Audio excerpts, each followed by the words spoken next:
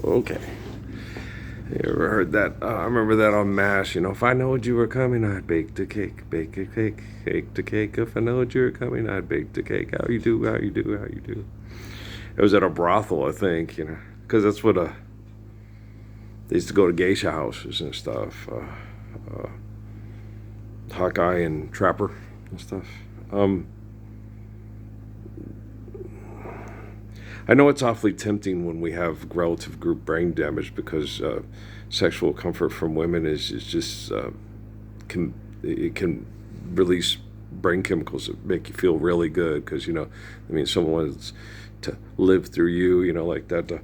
One guy told me at the library with that Mormon guy who married his sister, and his sister couldn't have babies, and said every time he'd have sex with his sister, he'd say, "I'm planting my seed." I was like, "Oh, that's embarrassing.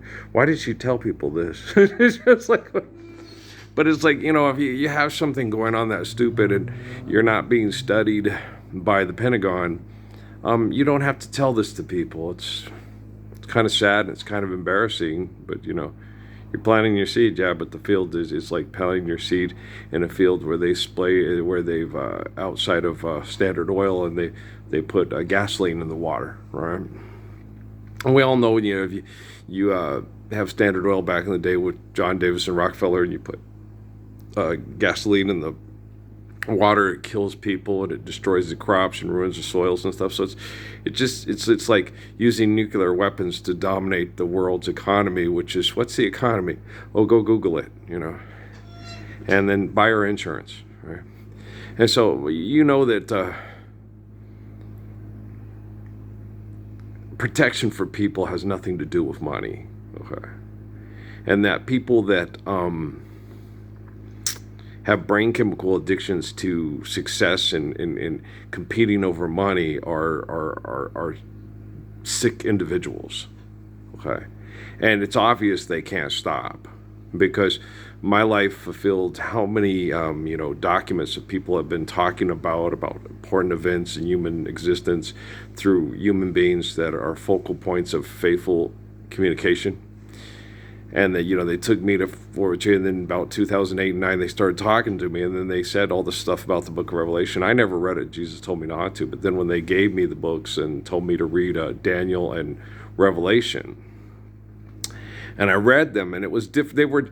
Daniel was different to read because it was translated different. They had me read the King James and the New Living Translation. And the New Living Translation is crap. Okay. King James Version, it's an honest attempt to translate what Jerome had translated to promote Constantine's agendas. Okay. And James had some earnest understandings because he was an archaic, superstitious human being. And James earnestly wanted to be saved because he was a homosexual. And he didn't want to be tortured in the afterlife. He had a lot of superstitious wackadoodle things like Constantine and his mother, but that's the way those type of people are. Those primitives, those alpha primitives, the people, they have the genetic inherent bad brain activity. Okay, and so he was very earnest in his wanting salvation. Because we all understand, that there's a understanding of the essence, the soul, that understands eternity, and because the soul is the spark that provides life to these wackadoodle brain prison traps, like what Lori said, this planet's a prison. It's like, no, it's not really that. It's your brain's been turned into a prison for the soul by people that are egomaniacs. Okay. David Goggins, How to Build Immense Inner Strength, with Andrew Huberman. Okay, Huberman Lab. Okay, these are people that are propaganda artists that are selling products and selling. I've got here, it said Once Upon a Time in Iraq with the Valhalla documentary, and it's got law and crime, and it says you're busted, 20 best police moments on cops, and it has these people being incarcerated and and cuffed and locked up because of irrational, forgive them, Father, for they know not what to do. The Gilded Age, full documentary of an American experience, the Gilded Age. So you have all these Ken Burns kind of, this is our interpretation of what we think is happening in history. And we've had lots of people do that with human beings, such as focal points of faithful communication, such as, Jesus of Nazareth, Muhammad of Mecca, Haile Selassie of Ethiopia, Sun Yat-sen of China, okay. D.T. Suzuki of Japan, yes, okay, because they've had the influence of, during the time of D.T. Suzuki, Hirohito goes to Japan and dominates China, okay. The Chinese people. There was tribalism, and the Japanese, went away to try to be, quote, independent from sex cult tribalism and build their own nation of sex cult tribalism in Japan, right? Okay. So they're related. Okay. They don't like to admit it, but they are. Okay.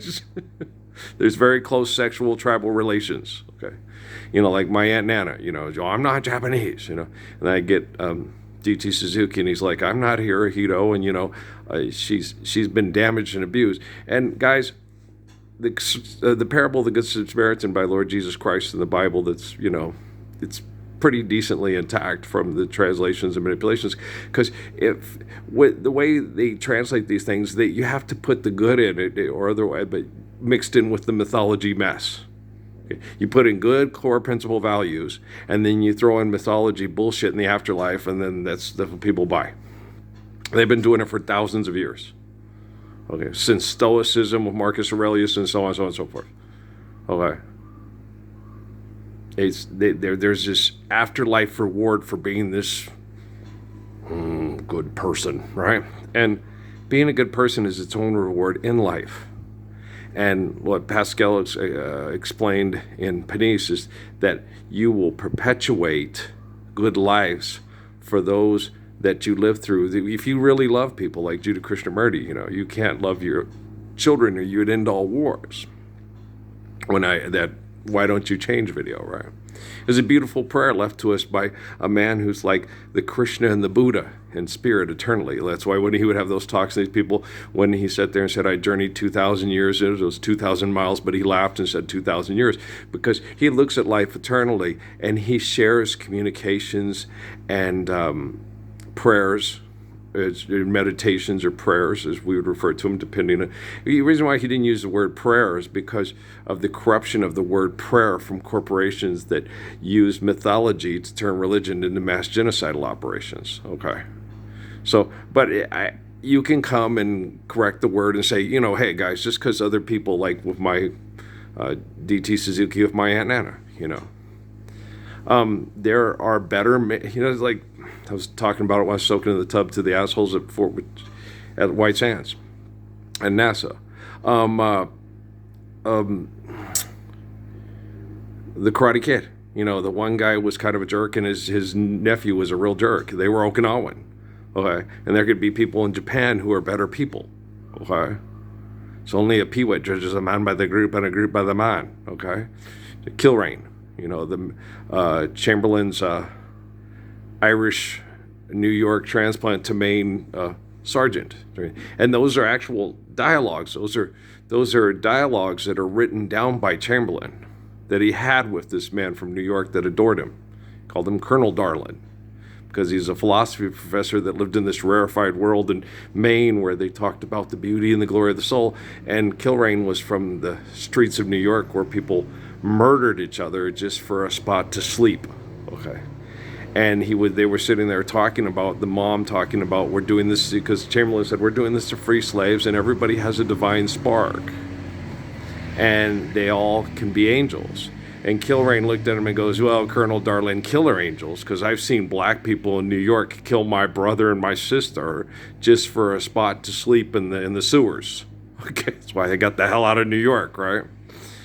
And you're a rare bird, darling. You've lived in a beautiful world and a beautiful little fairy tale up in Maine here your whole life.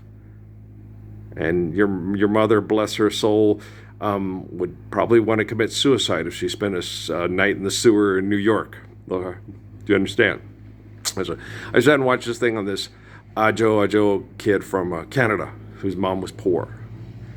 And then he was sitting there and he's thanking God for the tribulations and the abuse so he could, and he's there, he has the money now after going to Clemson and getting drafted because he's a Canadian in the first round by the Saskatchewan Roughriders most likely, but they wanted to draft him. He's going to get a high draft pick because he was one of the top Canadians to play college football. And he had options to go to the NFL and get drafted in the late rounds and make league minimum, or go to the CFL and get drafted in the early lanes and get things and get the top draft, set up by their little player union things they have, right? And so he's real excited and happy about this. And it's like, these stories suck. They're unreal. Yeah, they're unreal because money's unreal. They call them unreal stories, And it is unreal. Okay. We can all live the Lord's Prayer. We can all be beautiful like David and Solomon and myself and Haile Selassie and others. But we all can't be that football player. And I was better than he was. Okay, I was faster. Okay, Leo Barker sat in the whole class tried to tell me, "You're the fastest person I ever saw." I ran. I was like, "Me too." My head was shaking, And I had a governor on my engine, one of those things that slows it down. It was Lord Jesus Christ. He had plans for me, and I told him, I declared it, and they recorded it. When I was 13 years old in Deming, New Mexico. I'm not going to ask what Jesus has done for me. I know He's done for me. I'm asked what I do for Jesus Christ, right? And then, like I was thinking about last night when I connected Patrick's mom and how we didn't get to enjoy our intimate and sex life. And I said out loud in prayer in my dorm room, I said, I don't see anything wrong with having a healthy sex life, and I want to have one, Jesus. And that was not given to me by hypocrites like the Mormon Church and the Catholic Church, because I wasn't living up to their criteria of a Messiah. And then all the liberals were like, well, the science proves it's their Messiah, but they're torturing him, so there is no God. And there's, that's how these people think, because they're all spying on somebody and studying them like a lab rat. They're the gods, and we're just sitting there making it up. And I was like, no, God's omnipotent, omnipotent essence of all existence. And I'm the eternal spirit of Adam, Moses, David, Jesus, John. That scientifically is valid and makes sense. All right. So you're talking a Gilded Age, huh? You're talking about assholes, okay, who wouldn't know how to shine brightly and intelligently and faithfully, because people don't pray to them to save their children from mass murder. They're just cogs and sprockets. That's all they are. And that's all they're ever going to be until they submit to the faith of the Messiah. Okay, guys? I love you very much, man. Peace.